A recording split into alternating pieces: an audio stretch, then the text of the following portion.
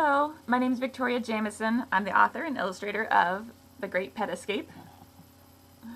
And I'm so glad it's part of the Texas Bluebonnet list this year, so thank you very much, and I hope you enjoy reading it. So I'm going to answer some of the questions I received about the book.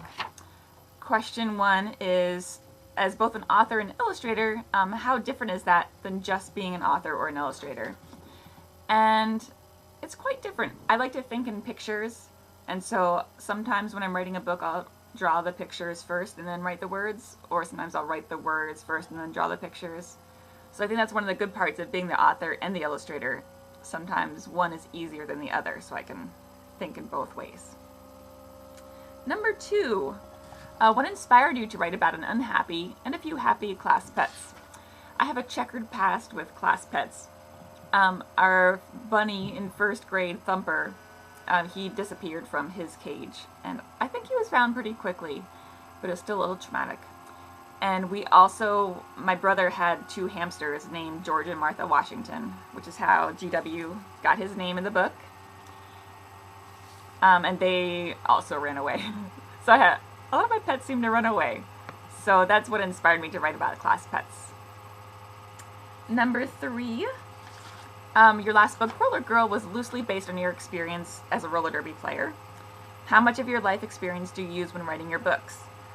Well, obviously quite a bit with my pet experience. I also, when I was writing this book, I thought about my own life experience because my mom was a teacher when I was growing up.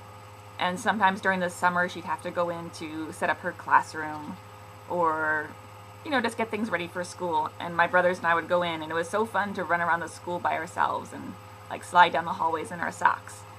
So that was part of the inspiration for writing this book. I wanted to show how fun it is to be alone in a school, even though it never happened at night for me. Number 4, what advice do you have for young pet owners to keep their pets happy and prevent rebellion? Well, you know by now I didn't have good experiences with pets as a kid. But now as a grown-up, I just get lazy pets, and that works well. So I have a cat, Sharon, and all she wants to do is sleep all day. So that's pretty easy. So I say get a lazy pet. That's my advice. And the last question, what advice would you give to young authors and illustrators as you learn to improve your skills? Well, I'd say if you like to draw and you like to write, just keep doing it. You're already an author or an illustrator if you're writing and drawing. And my advice would be, don't worry if your first drafts look pretty crummy.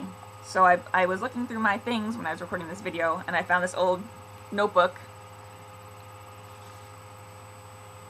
So my first drawings of GW and all the animals are pretty messy and pretty sloppy, and it's kind of scribbly, and I just scribbled down all sorts of notes around it. So don't worry about making sense right away or making a good draft right away. The first draft is for being messy.